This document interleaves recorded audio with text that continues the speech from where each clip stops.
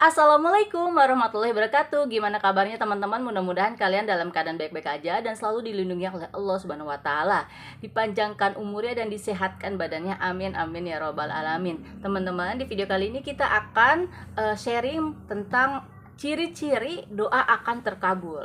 Tapi sebelum aku mulai videonya, aku pengen kalian support channel ini ya teman-teman, hanya dengan menekan tombol subscribe. Makasih yang udah subscribe ya teman-teman. Nah teman-teman, kita tuh kadang-kadang mikir ya, kapan sih dan bagaimana doa kita akan terkabul? Terus apa ya ciri-cirinya ya? Nah teman-teman, Masya Allah ya, kita akan sharing nih tentang ciri-ciri doa akan terkabul. Nah, yang pertama ya teman-teman, yaitu keyakinan bahwa doa akan terkabul. Nah, jadi teman-teman, ciri-cirinya yaitu keyakinan doa akan terkabul, teman-teman. Jadi misalnya nih, kamu yakin sama doa kamu bakal terkabul. Itu bisa jadi itu sebagai tanda ciri-ciri doa kamu akan terkabul. Tapi kita harus dengan ikhtiar ya, teman-teman. Ikhtiarnya dengan cara apa sih?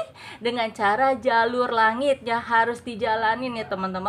Misalnya nih, kamu pengen banget nih punya handphone, terus kamu ya cuman ya Allah aku pengen handphone, kan nggak make sense banget ya teman-teman. Tapi kalau kita nggak melakukan jalur langitnya, misalnya nih seperti sholatnya, terus sholawatnya, zikirnya, terus ibadah-ibadah lainnya yang harus kita lakukan juga sebagai menunjang agar cepat doa itu akan terkabul. Yang pertama yaitu yakin bahwa doa itu akan terkabul. Terus yang kedua yaitu peningkatan kualitas ibadah. Jadi teman-teman, kalau kamu udah meningkatkan kualitas ibadah kamu, itu sebagai ciri-ciri doa kamu akan terkabul. Misalnya nih, kamu yang nggak biasa sholat duha, kamu sholat duha. Terus yang biasanya kamu nggak sholat tahajud, kamu sholat tahajud. Terus qobliyah badiahnya yang biasa kamu nggak jalanin, kamu jalanin.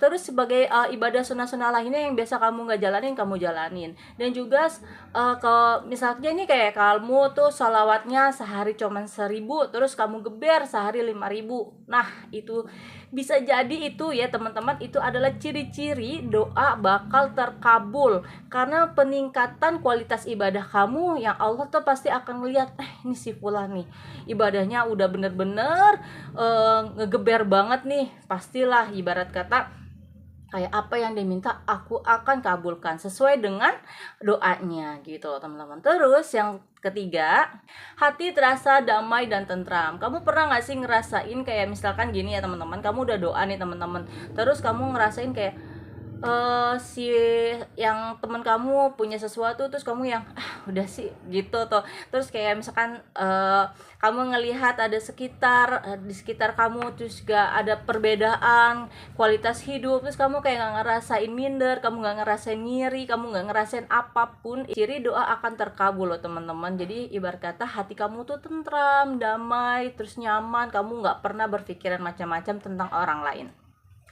Oke, selanjutnya, pribadi yang cekatan juga cepat dalam mengambil keputusan. Misalnya teman-teman, kalau kamu pengen mendapatkan sesuatu, pastinya kamu kan kayak pasti nih doaku bakal terkabul.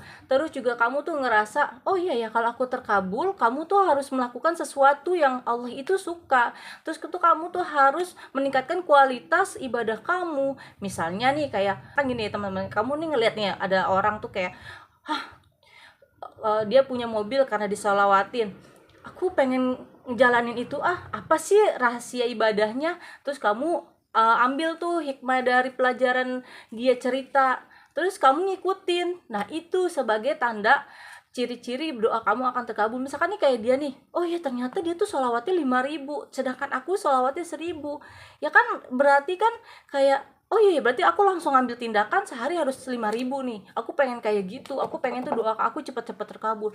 Oh iya biasanya ini doa, oh iya nih orang ini si fulan ini bisa punya rumah, apa sih, oh ya ternyata dia tuh rajin sedekah, rajin tahajud, rajin duha, terus sholawatnya seharinya bisa 1.000 atau 5.000. Oh ya aku langsung cepet hari itu juga aku pengen ngejalanin. Nah seperti itu loh teman-teman maksudnya. Jadi kita itu harus lebih cekatan dan juga cepat dalam ngambil keputusan. Jadi misalkan aku nggak mau males, biasanya aku males, aku jadi nggak mau males, aku tuh pengen jadi ibadah aku pengen cepet-cepet, ibadahku aku pengen aku getolin, aku tuh pengen lebih dekat lagi sama Allah. Udah gitu aja ya teman-teman, maksudnya seperti itu.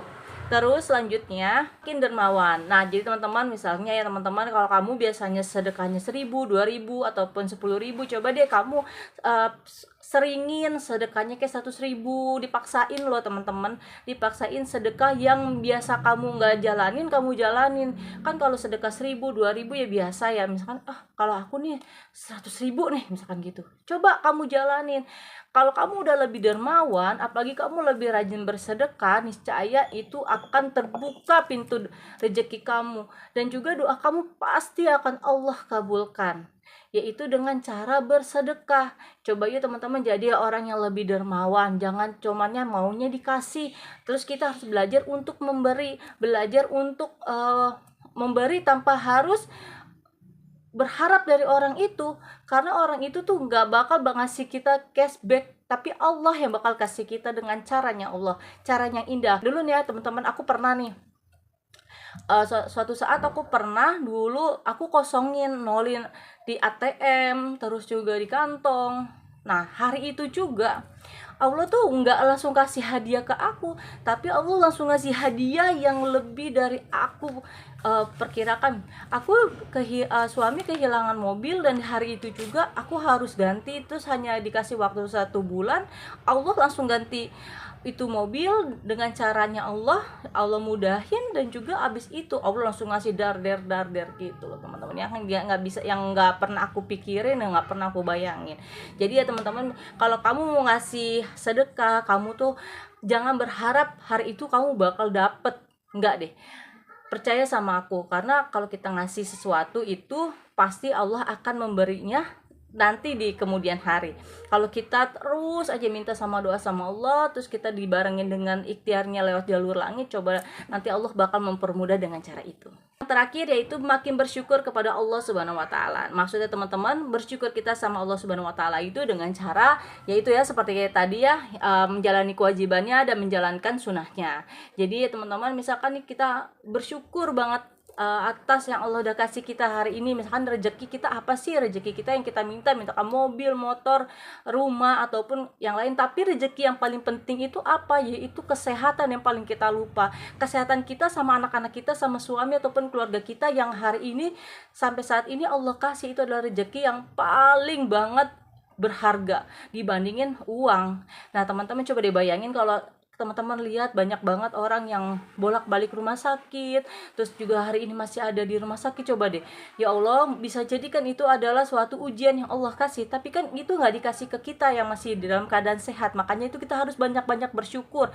Banyak-banyak bersyukur itu dengan cara apa? Yaitu dengan cara kita beribadah, teman-teman, beribadah kita. Terus jalanin yang sunahnya, wajibnya harus jalanin, terus sunahnya harus dijalani. Misalnya nih, kayak sholat tahajudnya, sholat hajatnya, sholat taubatnya, terus sholat duhanya, dan juga sholawatnya, istighfarnya, zikirnya, dan macam lainnya yang kegiatan ibadah yang Allah sukain dan yang bisa mendekatkan kita diri sama Allah Subhanahu wa taala.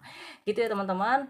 Nah, semoga di video kali ini bermanfaat ya teman-teman. Kalau aku salah kata, aku minta maaf ya. Semoga video ini bermanfaat. Wassalamualaikum warahmatullahi wabarakatuh.